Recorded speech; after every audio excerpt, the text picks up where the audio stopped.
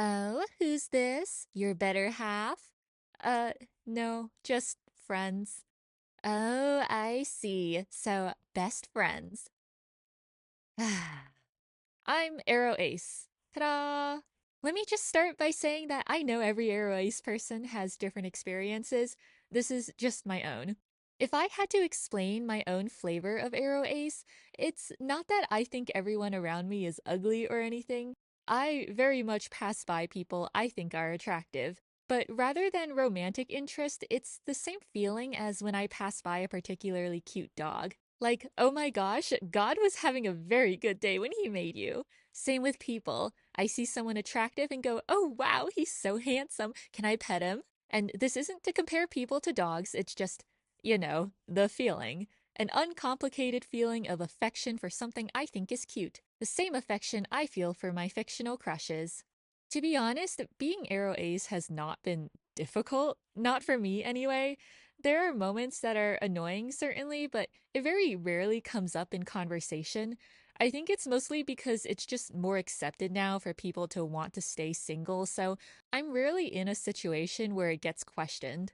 Explaining to my parents has been, well, I've never explained it to my parents. I mean, these things with gender and sexuality are like, they're Asian parents, you know? You know, even if I try to explain, they just wouldn't believe me. Arrow Ace, you young people come up with the strangest things. You just haven't met the right person yet, blah, blah, blah. So it was simpler to tell them that I just don't want to get married or have kids because I just don't want to. And that was kind of the end of it. Yahoo, yippee. That's that conversation over with. I could never envision myself liking anyone when I was younger, and I quite literally just went through my entire life not ever thinking about it.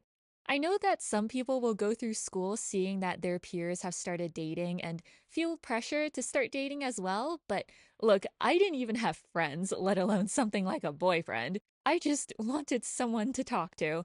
Romance and dating were far-fetched ideas for someone who had to skip lunch every day to read in the library because I was too embarrassed to sit by myself at a cafeteria table. So it was only in high school that I actually discovered a label for my condition, but it was never a moment of realization or anything, just, oh, that's what it's called. Cool.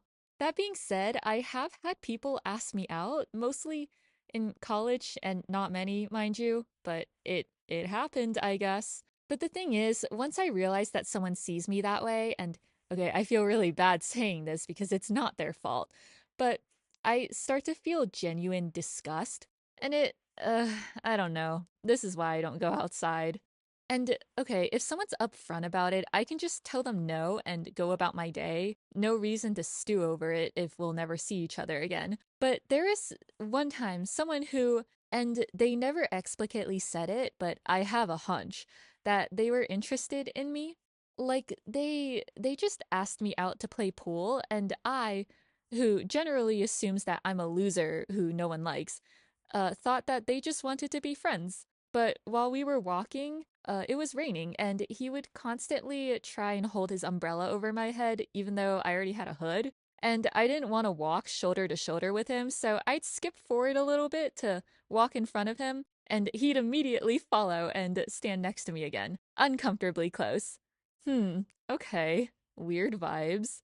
And it only got worse when he kept texting me afterwards asking if I'd eaten dinner, and I didn't understand, like, why is this guy so obsessed with whether I ate dinner or not? So I asked my mom, and she was like, oh, he's probably trying to ask you out for a meal, like a date. And in this moment, I can't quite describe it, but there is this wave of sudden, visceral, unfiltered revulsion. And because I have no emotional maturity to speak of, the only way I knew how to cope was to pretend that this guy did not exist until he eventually stopped contacting me. I must have been like this since I was little. I remember in elementary school, I found out a kid liked me, so, um, I started harassing him.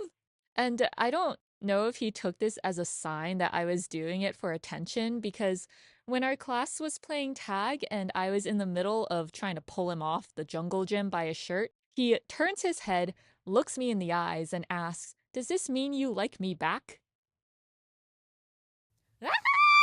Nope, I just genuinely fucking hated him, for no other reason than him liking me. It's been nearly 20 years and I still feel guilt over this. Sorry, kid. Shockingly, I do have guy friends, or rather, one guy friend. I don't have many friends in general, but I have one guy friend who is fully aware that I'm Aro Ace and I can feel comfortable talking to. But even though we know that our relationship is just friends, we cannot escape other people's perceptions. I get in a Discord call with his friends. This your girlfriend? We bump into someone he knows. Girlfriend? Girlfriend, girlfriend, girlfriend? In our year 2026, we still cannot be normal about male female friendships. Just let me exist in peace. Also, being Aro Ace doesn't mean I'm disinterested in romance. I mean, look at my past videos. I love consuming and writing romance. I just need it to not involve me in any way, which I think is why I enjoy fucked up romances so much. Because I'm so detached from it in reality that I can only judge it purely based off entertainment value. And I've read so much romance at this point that these green flag relationships are getting boring. Where is my gore and murder and unhealthy obsession? I am but a simple creature who needs shock value to continue reading. Speaking of my past videos, there are so many fellow romance-loving Aro Aces in my comments. It makes me so happy. Look at us, just existing. We're doing so well. So, for any fellow Aro Aces, I'd love to hear about your experiences as well. That's it. Yep.